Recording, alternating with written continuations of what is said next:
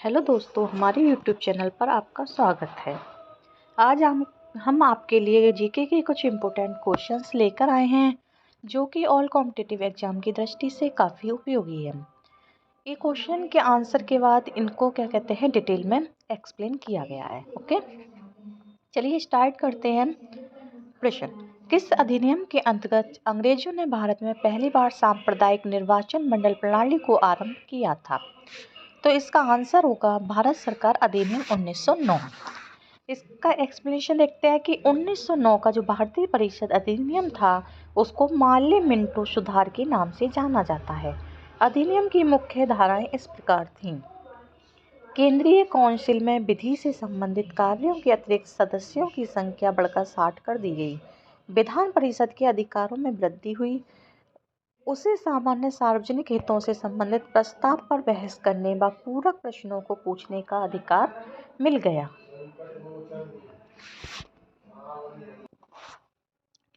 Next, Britain द्वारा भारत में किए गए प्रयोग में से सबसे कम अवधि में कौन सा काउंसिल एक्ट चला? यानी ब्रिटेन द्वारा एक एक्ट चलाया गया, वो सबसे कम अवधि में चला था, तो वो था इंडियन काउंसिल एक्ट 1909। यानी 1909 में एक ब्रिटेन द्वारा एक्ट चलाया गया जो कि सबसे कम अवधि का था। नेक्स्ट क्वेश्चन देखते हैं। गवर्नर जनरल की कार्यकारी परिषद में पहली बार भारतीय सदस्यों की नियुक्ति किस अधिनियम के तहत की गई? तो गवर्नर जनरल की एक कार्यकारी परिषद थी, उसमें पहली बार सदस्यों की नियुक्ति की गई थी, वो भारतीय परिषद अधिनियम 1909 ईस्वी के तहत की गई थी। नेक्स्ट, 1919 के अधिनियम के अंतर्गत प्रांतीय प्रशासन में जो महान परिवर्तन आया वह है।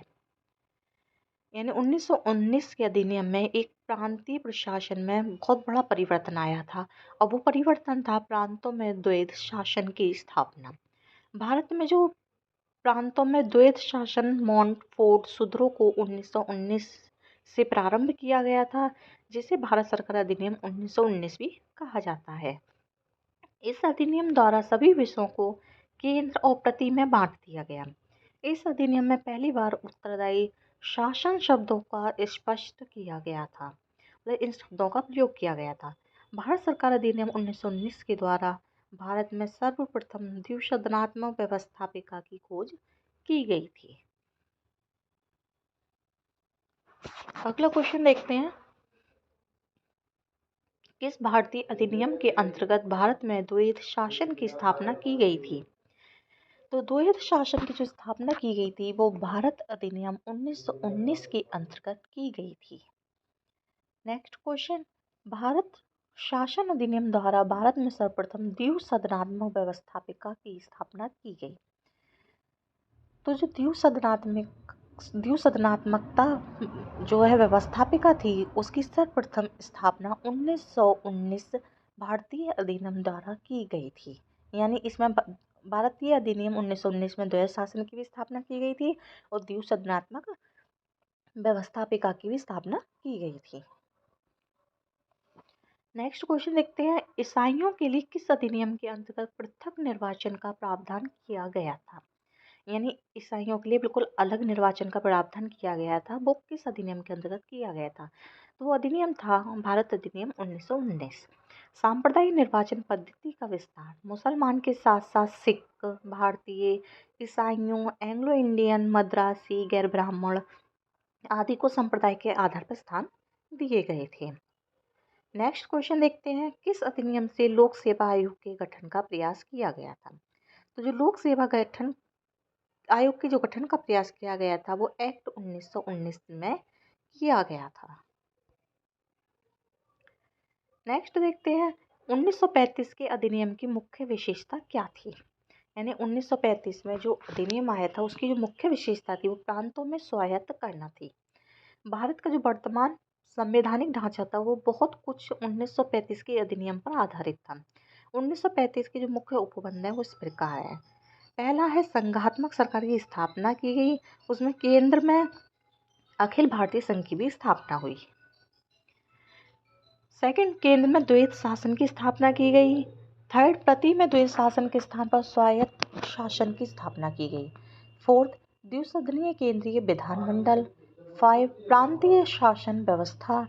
और 6, प्रांतीय विधानमंडल। 7, केंद्र एवं प्रति में शक्तियों का विभाजन किया गया। 8, संघीय न्यायालय की स्थापना की गई। भारत में संघीय न्यायालय की जो स्थापना हुई वो 1 अक्टूबर 1937 को की गई थी। इसके प्रमुख मुख्य न्यायाधीश सर मॉरिस गुएर थे।